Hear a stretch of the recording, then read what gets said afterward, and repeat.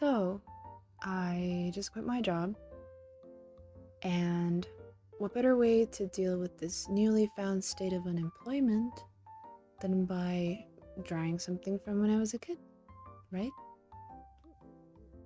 This was something that I had been thinking about for the longest time. But in my head, I thought that it would go much differently. I kind of had these certain made up expectations of how it would go if I quit. That if I ever did, it would be because I already had a solid backup plan. That I'd have like some sort of a safety net for when I finally made that decision. The only reason it took me so long was because I desperately needed to hold on to it. It was the only tangible thing that I had within my reach. To be honest, I just couldn't really afford to let it go. But my resilience got weaker with every passing day. Every day, I had to stay there, follow the same routine, and that job just took so much energy from me that at the end of my shift, I felt too tired to do anything else, let alone pursue the things that I actually wanted to do. I allowed others to treat me unkindly, and I had to constantly remind myself that I wasn't really worthless or anything like that. I felt small and like a shell of who I used to be, kind of like all show, but with my essence gone. And all it took was one disagreement for me to snap. I was treated unfairly after giving so much to that company. They knew my work ethic for years, and yet they questioned my character. It wasn't really fair, and it didn't feel right to keep going in a place like that. I just couldn't take it anymore. I had to leave, and if I stayed any longer, I know that I would have lost myself completely, and of course I didn't want that. I mean, who would, right? So the following week, which this wasn't really something rash, it took time and perspective. I knew the weight of my decision, and I knew that it was going to have consequences. So it was something that I needed to mull over with some time. But as more days went by, I was more certain of the decision that I needed to make. So I sent the email, and I knew that that was going to change everything. But of course, then came that looming question of, did I do the right thing? Or did I just do something that's going to bite me in the ass later? I don't really know. I still don't know to this point. Regardless, I really hadn't felt more alive in years. I felt this stillness and chaos all at once inside of me. I was conflicted, yes, but I also felt free. As funny as it sounds, it felt that way. There was this sense of endless possibility, both positive and not so positive, as in, what now? How will I sustain my family? How will I sustain myself? Those questions weighed on me, but I had no regrets. I knew that it was something that I needed to do. So I really don't know if I was selfish, but for the first time in years, in 5 years to be exact, I put my well-being at the forefront. I knew that something had to change. And for things to change, sometimes you need to stir things up a bit. Uncertainty, of course, isn't pretty. It's terrifying, like stepping into a pitch black tunnel without having any idea if there's a light at the end of it, or any way out for all that matters. And since I hate feeling that way, I turned my attention to things that once brought me joy, like Madeline. And well, yes, I guess I really am not the only one who does that, of course. As people, we do tend to go back to the things that comfort us, like the shows, the movies, whatever it is whatever it is that brings you back to a time when things just felt easier. And I was 6 when I watched Madeline, which my biggest concerns at the time were just making my bed in the morning and coming up with the perfect storyline for my dolls later that day. That was it.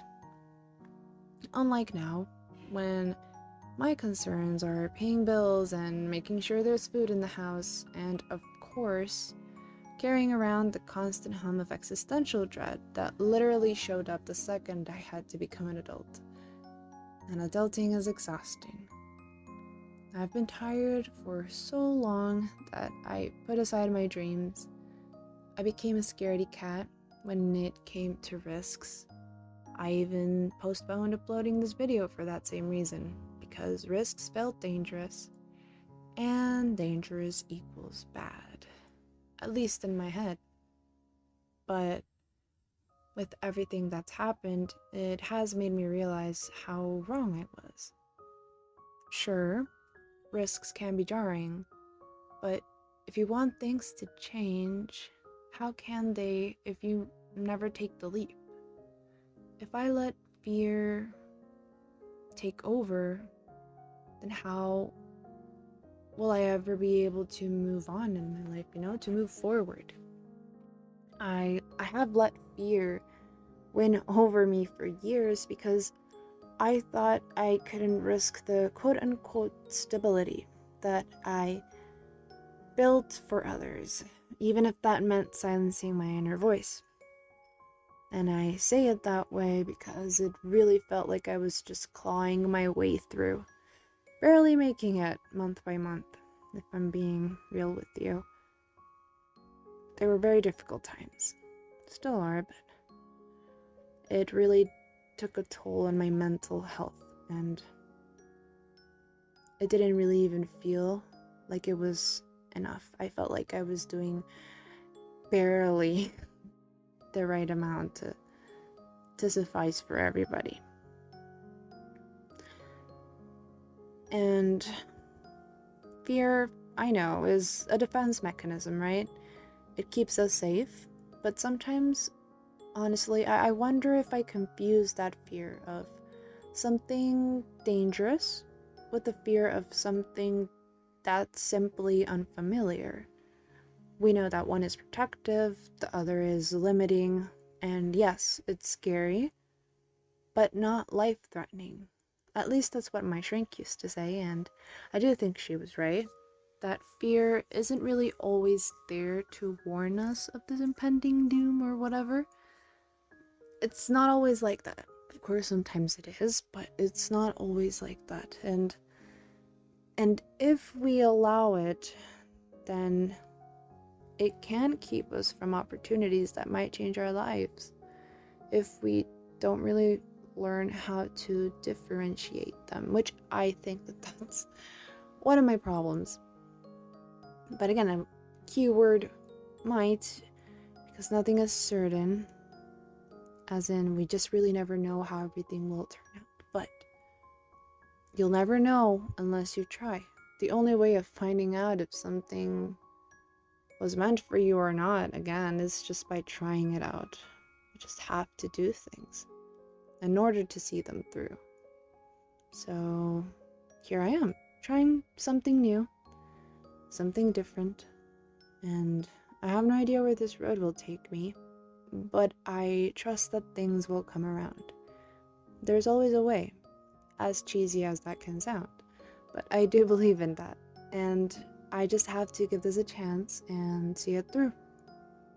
And within all this fuzziness, I'm here drawing one of my favorite childhood shows, Madeline. She was someone I looked up to, not just because of her cool red hair, which I remember I desperately wanted at the time, but because of her bravery, her fearlessness. And I used to be like that. I used to be fearless too. I did what felt right, and I never let fear take the lead. Somewhere along the way, I kind of lost that. Not kind of, I definitely lost that for sure. But it's never really too late to circle back and kind of take those old pieces of me and build something better now. it's never really too late to find yourself again. And if that means drawing some silly cartoons you watched as a kid, then so be it. So I'll try to go back to the kid who would sit for hours drawing whenever came to mind, back to the girl who dared herself to try things just because she could. That somewhere along the way, I forgot about her. I forgot how brave I was and how brave I was able to be. I don't know if that even is. I forgot how brave I used to be. How I looked at the unknown and thought, okay, cool, let's go. Let's do this. Instead of always thinking, oh God, what if I fail? Because that's a whole other thing. Dang, like overthinking every single thing and kind of freezing on the spot due to that fear. And I can't obviously stay that way. It's not how life works. So that's really the energy that I want back. I want to be able to take that aspect of the younger me who used to be fearless and apply it to who I am today. Because you do need it. You do need to be some level of, I guess to say, fearless in order to be able to take like the right foot forward in your life. So I don't really know where this will lead. There's fear, yes, but there's also this flicker of freedom in my chest. A spark of excitement, if you will, that I haven't really felt in years. So maybe that's what life is. Not knowing, but choosing to show up anyway. The unknown doesn't have to be the enemy. You can face it and still be terrified, and you can start over and over again and again and again until your life starts to look like something you actually want to live. And I do believe in that regardless of whatever stage you're in your life right now, if it doesn't feel like your life is fulfilling enough, or if it doesn't feel like you're being able to live as your most authentic self and that you're living a life that you're proud of, then it's always okay to begin again. It's never too late to begin again. So thank you, Madeline, again, for keeping me afloat when I was 6 and for doing it now. And if I ever come back to this a year from now or 10, I hope I remember how this moment felt, that it's okay to pause, to wander, to not have it all figured out. And if this resonates with you too, I guess I'll see you on the next page. So I'd say that's it with my ranting session. Thank you if you made it all the way here. I know that I talked about a lot of different things. I just want to share this part of my journey where I'm trying to rediscover where I want to go in life. And as I go, I want to be able to, I guess, to show it to you guys. So yeah, I guess that will be now it with my ranting. So preachy, gosh. So weird. Okay, anyways, thank you once again, and I'll see you on the next one.